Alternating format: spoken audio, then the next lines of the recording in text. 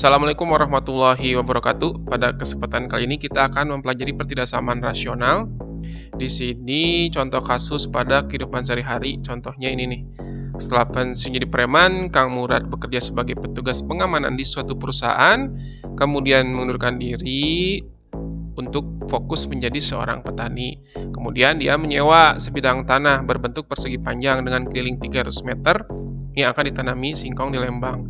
Jika luas lahan yang akan ditanami singkongnya adalah 500 meter persegi, tentukan interval panjang lahan yang memenuhi spesifikasi lahan yang disewanya. Nah, ini salah satu contoh mengenai pertidaksamaan rasional. Untuk bisa menjawabnya, tentunya kita harus mempelajari dulu konsep-konsep dasarnya. Sebenarnya, pertidaksamaan rasional itu apa ya? Ya, pertidaksamaan rasional itu adalah pertidaksamaan berbentuk pecahan, di mana pemilang dan penyebutnya mengandung variabel atau penyebutnya saja yang mengandung variabel.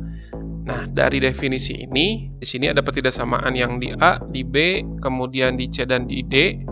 Kira-kira manakah yang merupakan pertidaksamaan rasional? Apakah semuanya atau tidak?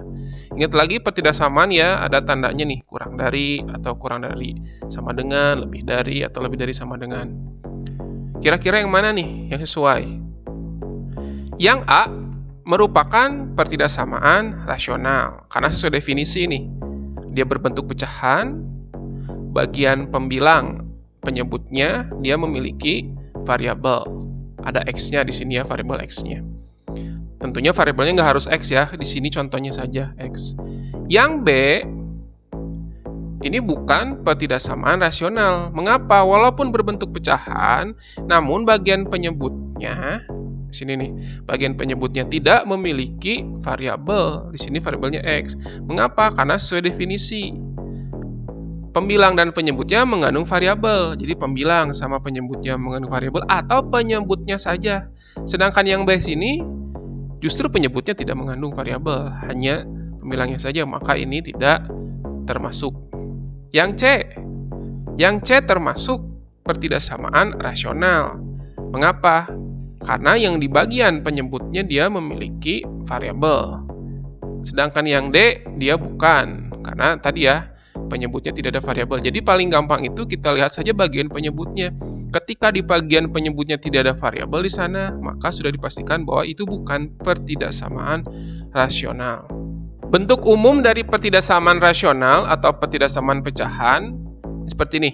Fx per Gx kurang dari 0 atau Fx per Gx kurang dari sama dengan 0, Fx per Gx lebih dari 0 atau Fx per Gx lebih dari sama dengan 0. Dengan Fx sebagai fungsi pembilang dan Gx sebagai fungsi penyebut.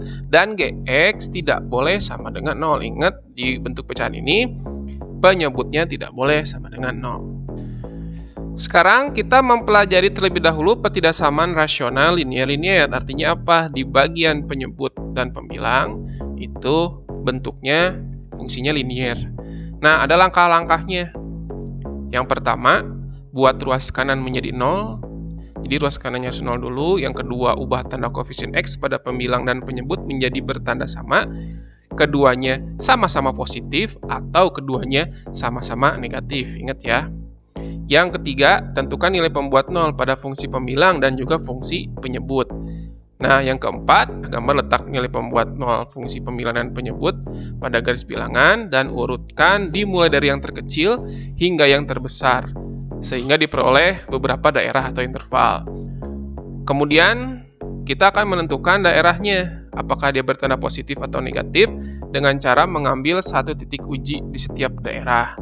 Kemudian, substitusikan titik uji tersebut ke pertidaksamaan di soalnya nanti ya, dan tentukan tandanya saja, apakah dia positif atau negatif. Kemudian yang terakhir, daerah yang memenuhi penyelesaian adalah daerah yang memiliki tanda sesuai dengan tanda pertidaksamaan pada soal. Kalau di soalnya bertanda kurang dari atau kurang dari sama dengan, maka daerah himpunan penyelesaiannya adalah yang bertanda negatif. Sedangkan kalau pada soalnya lebih dari atau lebih dari sama dengan tanda pertidaksamaannya, maka daerah himpunan penyelesaiannya adalah yang bertanda positif. Catatannya, ini bisa dilihat ya, jika tanda pertidaksamaan rasionalnya kurang dari 0 atau lebih dari 0, maka semua nilai pembuat 0 tidak termasuk penyelesaian. Kalau kurang dari sama dengan atau lebih dari sama dengan, maka nilai pembuat nol yang diperoleh dari fungsi pembilang termasuk penyelesaian. Kalau yang di penyebut tidak. Yang terakhir, ingat fungsi penyebutnya tidak boleh sama dengan 0, sehingga nilai pembuat 0 dari penyebut selalu tidak termasuk penyelesaian, dan selalu digambar dengan bulatan kosong. Ingat-ingat nih.